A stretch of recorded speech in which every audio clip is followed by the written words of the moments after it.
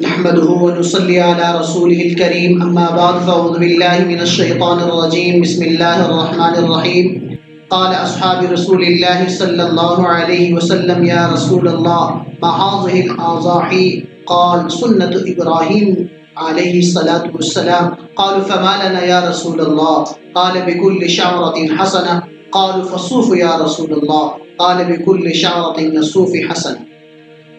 معزز سامعین کرام، آج آپ کی خدمت میں قربانی کی فضیلت کیا ہے اور قربانی کس شخص پر واجب ہے، یہ چند باتیں آپ کی خدمت میں عرض کرنی ہے. اللہ تعالی ہمیں اس پر عمل کرنے کی توفیق عطا فرما دے. یہ قربانی کیا چیز ہے، قربانی کی کیا فضیلت ہے؟ حضور صلی اللہ علیہ وسلم سے صحابہ کرام نے پوچھا ما هذه الاضاحی، اے اللہ کے رسول یہ قربانی کیا چیز ہے؟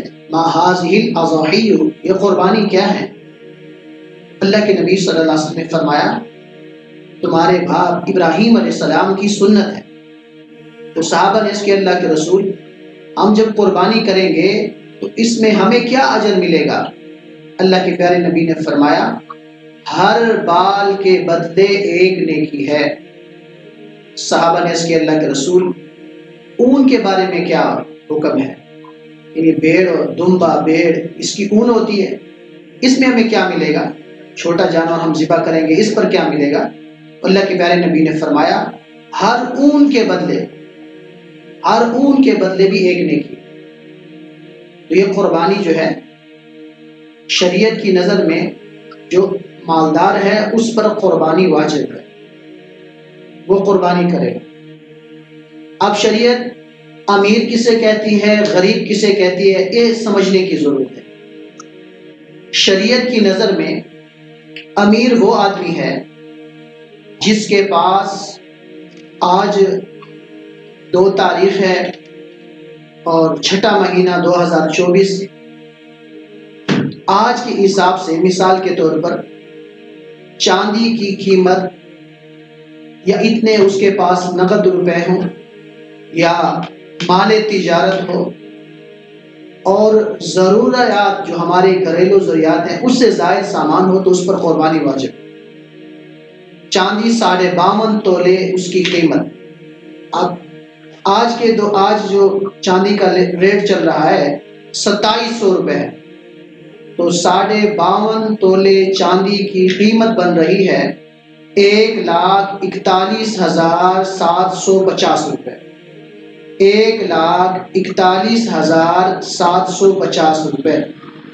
جس آدمی کے پاس اتنی چاندی ہے یا اتنا سونا اس کے پاس موجود ہے یا اتنا نقد روپے اس کے پاس موجود ہیں یا اس کے پاس اتنا کاروبار، اس کے پاس اتنی چیزیں اس کے پاس موجود ہیں، اور ایسے گھریلو جو سامان ہوتا ہے ضرورت سے زائد جو چیزیں اس کے پاس موجود ہیں ان کو بیچ کر اگر قیمت اتنی بن رہی ہے 1,41,750 روپے بن رہے ہیں تو وہ صاحب نصاب ہے، وہ قربانی کرے گا. مثلا گھر کے اندر 2 آدمی ہیں، ایک خامد ہے اور ایک اس کی بیوی ہے. اب دیکھا یہ جائے گا کہ اگر خامد کے پاس اتنا نقد پیسہ موجود ہے یا اس کا کاروبار ہے تو وہ الگ قربانی اس کے ذمہ ہے. اور خصوصاً عورتیں، ان کو چیزوں کی بڑی چاہت ہوتی ہے، ان کی کوشش ہوتی ہے کہ اچھی چیزیں کپڑے ہمارے اچھے ہوں، باقی ہمارے پاس یہ چیزیں ہوں، سونا ہمارے پاس ہو. سونے کو سنبھال کر رکھتی ہیں، چیزیں سنبھال کر رکھتی ہیں، لیکن جب زکوٰۃ کی باری آتی ہے یا قربانی کی باری آتی ہے پھر وہ چیزیں وہ ادا نہیں کرتی. اس کے بارے میں سخت وعید ہے کہ جو عورت سونا اپنے پاس موجود ہے، پہن رہی ہے، استعمال کر رہی ہے اور اس کی زکوٰۃ ادا نہیں کر رہی، قربانی نہیں کر رہی، تو گویا یہ جہنم کے آگ کے انگارے ہیں.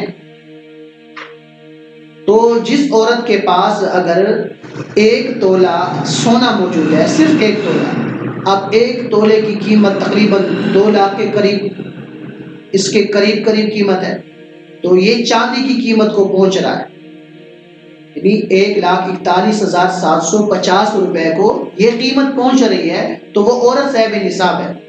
اگر ایک تولہ نہیں ہے، آدھا تولہ اس کے پاس ہے اور اس کے پاس کچھ نقدی ہے، الغرض یہ ہے کہ اگر اتنے پیسے ان کے پاس موجود ہیں کہ یہ جو مالیت ہے اس تک پہنچ رہا ہے، تو وہ بھی صاحب نصاب ہے۔ تو اب 2 بندے ہیں تو 2 قربانیاں گھر میں اس پر ضروری ہے، دونوں قربانیاں کریں۔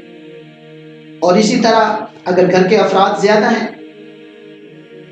مثلا 3 بھائی ہیں، 4 بھائی ہیں، ایک گھر میں رہتے ہیں اور چاروں بھائیوں کا کاروبار الگ الگ ہے اور ہر ایک کے پاس اتنا سرمایہ موجود ہے، اس سے زیادہ موجود ہے، 1,41,750 روپے سے زیادہ سرمایہ ان کے پاس موجود ہے، تو وہ چاروں کے چاروں بھائی ہیں، 3 بھائی ہیں، 4 بھائی ہیں، وہ چاروں کے چاروں پر قربانی جو ہے وہ ضروری ہے، وہ ان پر واجب ہے، قربانی کریں گے۔